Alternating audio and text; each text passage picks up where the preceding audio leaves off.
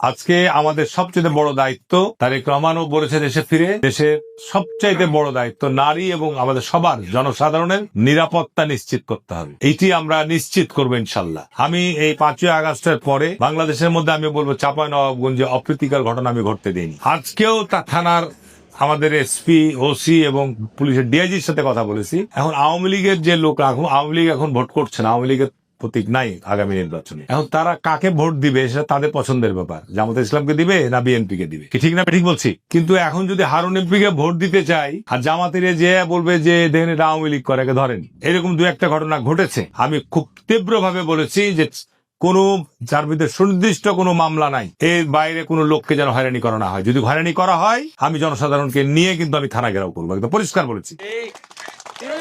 তার কারণ এই শহরে তো, এই দেশে তো আওয়ামী লীগের লোক বাস করছে না, সবাইকে অপরাধ করেছে।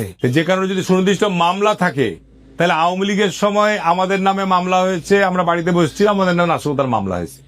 আর এখন যারা নিরপরাধ, যারা কোনো অপরাধের সাথে জড়িত না, এখন যদি তাদেরকে মিথ্যা মামলা দিয়ে তাদেরকে ধরে, তাহলে পার্থক্য হলো কি? তারপর আবার টাকার লেনদেনও হবে। আমি পরিষ্কার বলেছি, আল্লাহর রহমতে যদি আমি আপনারা আমাকে নির্বাচিত করেন, আমি নবাবগঞ্জের সকল প্রশাসনকে জবাবদিহিতার আওতায় নিয়ে আসবো। আমার শক্তি হবে জনগণ। এখানে কোনো অন্যায় চলবে না, এখানে কোনো চাঁদাবাজি চলবে না, এবং এখানে পরিষ্কার কথা যে মানুষকে হয়রানি করা যাবে না, নিরপরাধ মানুষকে অন্যায়ভাবে হয়রানি করা যাবে। এটা সবাই আমরা চাই নাকি?